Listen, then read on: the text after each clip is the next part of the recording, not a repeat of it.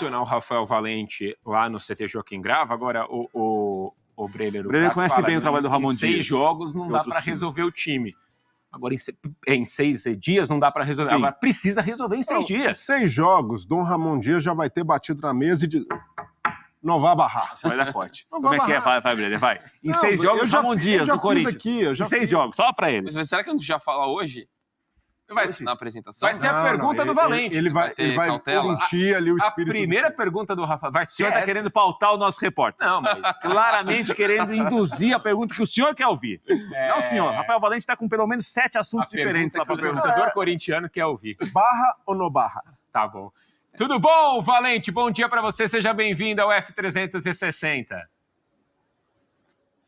Bom dia, Matheus. Bom dia aos amigos do estúdio, ao fã de esporte. Olha, eu vou te falar que o que não vai faltar hoje aqui vão ser perguntas para o Ramon Dias. O Corinthians apresenta ele oficialmente. Vai ser o primeiro bate-papo dele com jornalistas desde que chegou ao Corinthians. Ele, na verdade, que já teve um encontro com o elenco na quarta-feira, quando o Corinthians perdeu para o Vasco. Ele falou ali com os jogadores depois da partida em São Januário. Começou a trabalhar na quinta-feira e não tá pegando mole, não. Ele não deu folga pro elenco, não. Todo mundo imaginava que ele poderia dar uma folguinha no domingo, deixar o pessoal descansar, que nada. Fez trabalhar e fez treinar na Arena Neoquímica ontem, o palco do jogo, como vocês bem falaram agora há pouco, né, contra o Criciúma pela 17ª rodada do Campeonato Brasileiro. O homem veio cheio de gás aí para recuperar o Corinthians e é o que o Corinthians está precisando, né? O Corinthians tem tido dificuldade nas últimas rodadas, é em casa onde conseguiu a maior parte dos pontos que tem no campeonato, né? 10 dos 12 pontos foram obtidos em casa, mas é muito trabalho que ele tem para fazer. E até para ressaltar uma coisa que a gente até comentou na sexta-feira, e depois teve a apresentação do goleiro Hugo Souza, que também deve estrear amanhã contra o Criciúma, pelo menos está liberado, já está no bid, já está tudo pronto, vem treinando.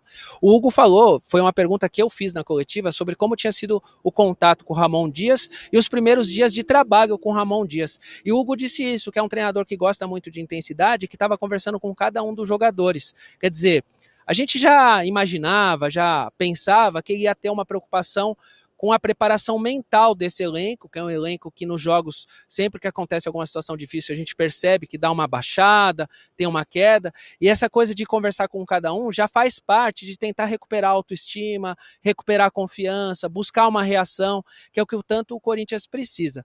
Para devolver para vocês para o estúdio, mas sem deixar informação faltando, tem 2 reforços aqui que já estão treinando nos últimos dias com o Corinthians, mas não foram apresentados. Um é o volante Alex Santana, que veio do Atlético Paranaense, e o outro é o zagueiro André Ramalho, que veio do PSV, depois de 3 temporadas, acabou o contrato ali.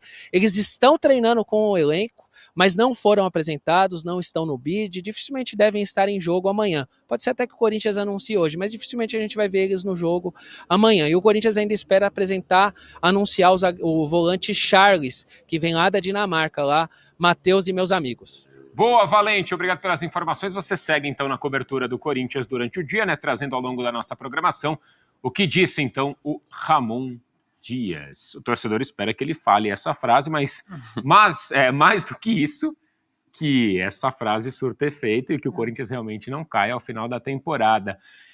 Agora, Prats, torcedor corintiano mais cedo aqui, antes da gente entrar no estúdio, falou, 18 pontos para fechar o primeiro turno, eu fecho. Criciúma amanhã e depois? Bahia fora. E depois o Grêmio em casa. São Grêmio os 3 jogos do Corinthians para fechar esse primeiro turno. O torcedor corintiano estava assinando já o papel ali, 18 pontos, vamos embora, 2 vitórias para a gente olhar para a segunda parte do campeonato já com reforços e aí com um trabalho mais bem consolidado do Ramon Dias. 19, o torcedor corintiano acho que maravilhoso, festejaria em 21 pontos, deve vencer 3 jogos, aí aí o torcedor realmente... É o ideal. O quê? É o ideal. 21? 3 vitórias? Não dá para sonhar? Você respirou fundo. Você não respondeu a pergunta. Foi feita uma pergunta. O Corinthians venceu 2 jogos até aqui na primeira parte do campeonato inteiro. Então, imaginar que o time vença 3 nos últimos 3 jogos do turno. Vou te deixar animado. Vai. Quando o Ramon Dias chegou ao Vasco... É isso que eu quero. Vasco tinha 21% de aproveitamento no campeonato. Verdade. Quando o Ramon Dias terminou o campeonato, o Vasco tinha 50% de aproveitamento. Ele mais do que dobrou o aproveitamento. Então, se ele chegar e tivesse impacto imediato, pode ser que o Corinthians vire o fio. E o Ramon Dias tem essa capacidade de mudar o ambiente. Ele é um técnico que valoriza muito ali a confiança interna. Então ele gosta de passar confiança, não é só para o jogador, é para o clube como um todo. Então ali ele vai sentar com o Fabinho Soldado, vai rever processos, vai tornar o ambiente do clube mais propositivo, um ambiente que não seja ali carregado, até mesmo derrotista, de acomodação com a vitória. Então nesse aspecto ele é muito bom e fez muito bem ao Vasco. Por outro lado, o Ramon Dias tem uma forma de trabalhar que não é muito de ficar cheio de dedos com os jogadores. Ali, chega num primeiro momento, vai conversar, mas se ele tiver de barrar, ele vai barrar, o cara vai para o banco, vai esperar a hora de voltar, independentemente do nome que seja. O Emiliano Dias, o filho do Ramon, é um cara que tem bem menos tato. O Ramon Dias é um cara mais experiente, até considerado mais bonachão no dia a dia. O Emiliano mais pragmático, um cara mais do trabalho técnico, de valorizar o que o jogador entrega no campo e às vezes até passa dos limites, com cobranças, sendo muito duro com os atletas. Ele gerou alguns desgastes no Vasco justamente por isso. Então o ambiente do Corinthians precisa também se preparar para receber um técnico que muda o dia a dia.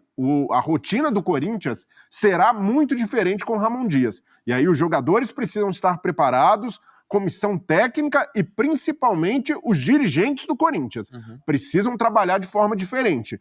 Porque se acontecer o que vinha acontecendo até o meio do ano, as várias pataquadas do departamento de futebol, dirigente batendo cabeça, presidente ali no convívio do vestiário, isso não vai funcionar com o Ramon Dias. Ele é um cara que o trabalho dele caminha por uma direção oposta. Deixa eu voltar com o Valente lá no CT Joaquim Grava. O Valente está de volta aqui para completar, falando de uma cartilha da torcida organizada. Além de tudo isso, tem uma nova orientação aí para os jogadores. É por aí, Valente? Que história é essa? Pois é, Matheus, no sábado o time do Corinthians treinou aqui no CT Dr. Joaquim Grava e alguns representantes da Gaviões da Fiel, que a gente sempre lembra, né? É a organizada do Corinthians mais numerosa, uma das principais, estiveram aqui e conversaram com a comissão técnica, inclusive o Ramon Dias, e também alguns representantes do elenco. Nessa conversa, basicamente, eles transmitiram que vão apoiar incondicionalmente, que vão estar juntos, que estão apoiando, que não sei o quê, essas coisas que a gente está acostumado, mas também apresentaram uma cartilha, na verdade, para os jogadores. Nessa cartilha tem 7 itens ali, até o nosso companheiro de ESPN, Luciano Borges, conseguiu ter a cartilha em mãos e ver o que mais ou menos cada um dos itens pregava ali. Eu vou falar rapidamente quais são os itens, mas assim, em resumo, para o torcedor entender, mas que história é essa de cartilha? É uma cartilha onde eles tentam transmitir valores e posicionamento, com forma de se conduzir, forma de se apresentar quando os jogadores estiverem representando o Corinthians. Eu vou listar cada um dos 7 tópicos, e aí se vocês tiverem curiosidade, eu posso falar detalhadamente dos que gerarem curiosidade, mas o primeiro é disciplina, o segundo tópico, raça e determinação, o terceiro, espírito de liderança, o quarto, conexão com a torcida, o quinto, conduta profissional, o sexto, uso das redes sociais, e o sétimo, comprometimento com o clube. Só falando do quinto tópico, que é conduta profissional, entre as coisas que eles colocaram lá na redação desse item da cartilha, está lá evitar as cores dos clubes rivais do Corinthians. É uma tentativa assim, de transmitir um corintianismo aos jogadores, mas também de cobrar postura, forma de se apresentar em público, forma de se apresentar com a camisa do Corinthians. O que vocês acham? Vocês acham que isso pode dar resultado? Vocês gostam disso? Não gostam? Valente, aí os comentaristas que falam. Aliás, o tópico 2 é 2 em 1, né? O mais difícil é o sexto, disparado. O sexto é o Não, mais mas difícil. Sexto é o mais difícil. O Pratos cochichou aqui no meu ouvido. Se Cartilha ganhasse o jogo, o time da escolinha do professor Raimundo era campeão do mundo. Poxa, aí era. Essa foi boa pra ele. Agora o sexto, Você que sobrou, o sexto é o mais difícil de tudo que ele falou. Qual que é o sexto, ô Valente? Repete pra gente aí o sexto. É o uso das redes sociais. Isso, Vai você, Dan. Não, mas agora explica por que é difícil. Você anunciou ali. Isso daí a gente Você é não sabe contra o hoje em jogador dia. ter rede social? Não sou contra. Hoje em post. dia, usam lá contra, depois você disse que foi seu primo, não foi bem você, não sabe o que escreveu. Mas até clube. Essa cesta aí não é fácil de cumprir, até não. perfil oficial A de sexta é clube difícil. também se engana. Não, A mas eu sexta não é gostei fácil. de um ponto da cartilha, que é a conexão com a torcida. Isso aí do jogador comemorar o cara faz o gol, vai lá na bandeirinha de escanteio, pô, vai pra Parece que não torcida. tem ninguém no estádio, né? O torcedor pagou o ingresso, é legal, gostei. Ô, Valente, se tivermos atualizações aí da cartilha, novos tópicos, Não, uma por PEC, enquanto não vai ter. PEC na cartilha tem? Não, acho que Proposta não. de emenda à cartilha, você, caso for aprovada no Congresso, lá no Senado, enfim, você atualiza a gente aí, tá bom, Valente? Combinado, pode deixar, Matheus e meus amigos. E acho que assim, o principal que a gente pode destacar dessa cartilha, na verdade, é que também foi o primeiro contato do Ramon Dias com a Gaviões da Fiel, né? Como eu disse, a principal organizada. Não sei como ele avaliou, é uma das perguntas que a gente pretende fazer aqui para ele na coletiva, né? Mas assim, no terceiro dia de trabalho dele, ele já teve esse contato, então ele já entendeu mais ou menos o clima que ele está inserido aqui no Corinthians. Boa, Valente. Valeu. Bom trabalho e boa cobertura para você ao longo do dia. Vamos colocar essa cartilha pro Prats aqui, pro Breiler, pro Donk, né?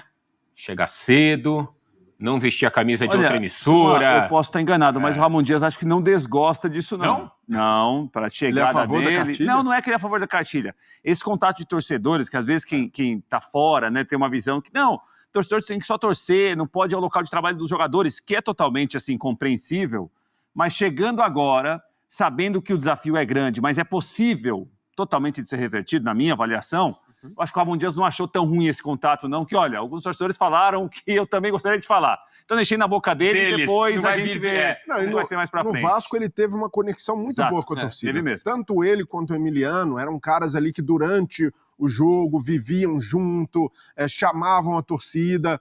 E essa conexão é importante num momento como esse, porque num clube como o Corinthians, se a torcida passa a jogar contra, se começa a haver pressão no estádio, e no Corinthians até o time geralmente é muito blindado disso, a torcida geralmente só protesta no final, mas se começa a ter protesto, o treino todo dia lá com problema de torcedor, isso aí contamina o trabalho. Então o Ramon Dias sabe da importância de se conectar com o torcedor e fez isso muito bem no Vasco, e ainda mais num clube como o Corinthians, que tem o estádio a seu favor, a tendência é que essa conexão realmente aconteça nos primeiros jogos. Eu não sei se o Ramon Dias gostou ou desgostou, como o Prats falando, que ele não desgosta da história da cartilha, mas acho que ele pode usar muito a favor dele. Claro. Eu acho que ele pode usar muito a favor dele justamente para criar essa sinergia com torcida, ainda mais que é um cara que chega com vontade de um trabalho novo, de conseguir tirar...